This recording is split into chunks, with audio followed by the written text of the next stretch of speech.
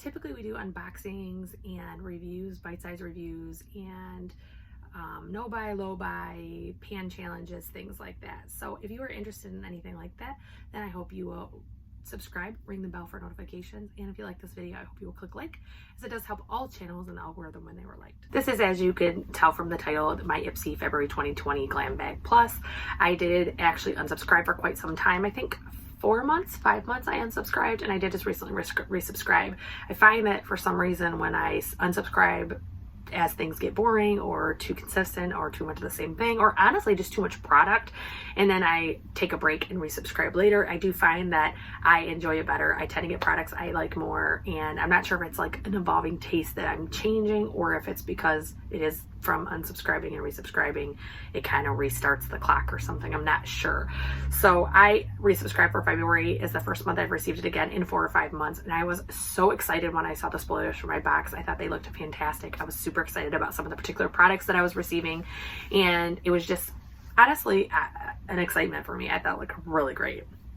So 2 of the items I am not going to review, and actually let me back up and explain that. If you haven't seen some of my reviews before, I typically do not do a traditional unboxing. I actually do try the products for hopefully more than once. Sometimes it is only once, but I do try to try them 2, 3, 4 times. And then I offer bite-sized reviews on each product that I purchased or that I received in a box or whatever. So in this case, this box, I have tried 3 out of 5 of the products, and 2 of them I did not, and I will explain why. So one of those products that I am not going to open and did not try is the Murad Environmental Shield Essential C Day Moisture Broad Spectrum SPF 30.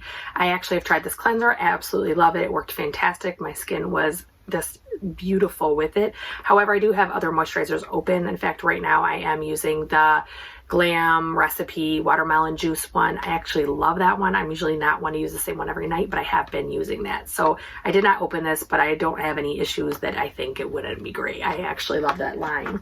The other one I am not going to open is the El Maquillage eyeliner. I do have quite a few eyeliners open right now, and I am trying to use them up and not waste as much as possible.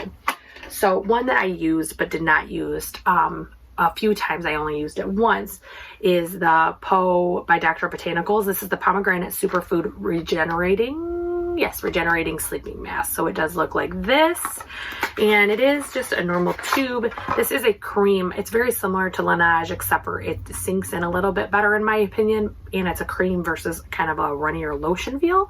So this I thought worked really well. It did not create any issue that night as far as feeling greasy or not liking the consistency of my skin, and in the morning it had fully sunken into my skin and was not still present on the surface. So I thought it worked really well. Again, it's first impression, take it for what you want, but I did think it worked well.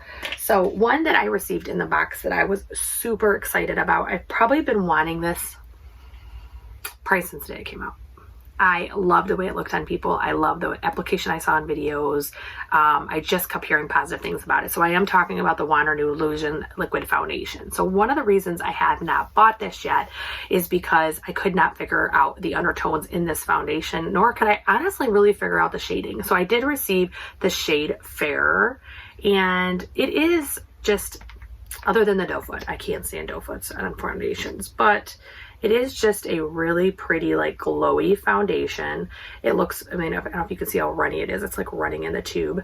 So it's a pretty runny foundation, and I was honestly really curious to try it. I did email Wander Beauty at that time and ask them for some heads up on how I should pick my undertones, if I should, you know, go fair or a different shade or whatever, because the shade range is like this big, and it didn't look like there was that much difference between the medium all the way back to the fair. It just didn't seem that different while looking at the screen.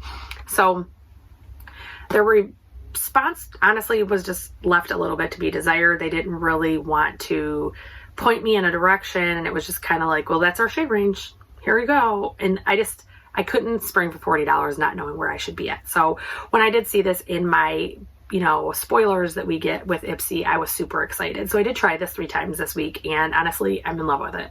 It is fantastic. I think it was Samantha March is one of the first people I ever saw talk about this. I'm pretty sure it was Samantha March, but I love this. When I first put it on, even though it's a moisturizing, like, not dewy, but it's definitely natural. And I kind of thought my skin looked dry. Like, I kind of was like, what's up with that? But then like 4 hours later, I went in the bathroom and at work, and it just looked stunning. I mean, it was just gorgeous. And the other 2 days I wore it, it did the same thing. Although I feel like there is a very small learning curve to putting it on, only because you can get it cakey if you're not careful, or it can look dry if you use the wrong primer. So finding that happy balance and making it look really well, I think is something you kind of have to work at. But I actually really ended up loving it. Sorry, my hair keeps tickling my face. So I did actually end up really loving it, and I'm really excited that I own this. Probably will definitely become a regular, because my skin just looked really healthy when I wore it. Like it looked like me, and it looked like my skin, as the saying always says, but better. I mean, it looked really well on my skin. So I was really impressed with it. And again, it's bite size. It's only 3 times I've used it, but I do foresee me using this more. The next one I got is actually from Dominique Cosmetics. I was super excited to get it. And this is the sweater palette by Dominique Cosmetics. The outside does look like this. I think it's really cute packaging. And I will say I love the fact that it actually shows the shades. I hate when palettes do not show it on the outside of the packaging, because if you don't want to open it, look at it, touch it if you're not going to keep it. And when they show me that, I can make a decision. So this color range honestly is not my type, but I do love her formula. So I was super excited to get it. And it does look like this. So it's one of those things that I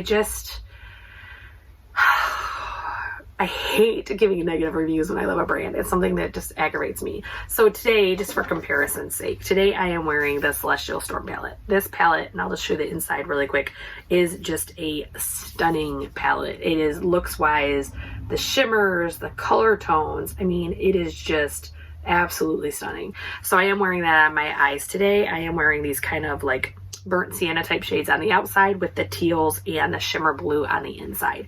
And I actually had 0 effort needed to make it look good. It just was fantastic. So I did try this palette, the sweater palette, 3 times this week. I tried it with the transition shade, and then like doing almost like a gradient between the pinks with a little bit of purple, just no pigment. I would put it on and it would blend away. It just was, the purple is the worst. The purple absolutely is the worst. Like, this is my skin tone. For that to blend away, I'm not super worried about it, because it seems normal with it being my skin tone. This one was fine. This one was fine. These two were not. In fact, this one I wore a monochromatic purple look yesterday, and I put it on before I left the house. I thought it looked good. I thought it looked colorful. I thought it was fine. Got to work, and there was almost no purple left. It was like almost like purple stained skin is what it looked like. So I reapplied. By noon, I had to reapply again. Before I went to work in my night job, I had to reapply again. So I don't know if there is a connection between the boxes and the quality, only because this one is normally made in the USA and assembled in the USA.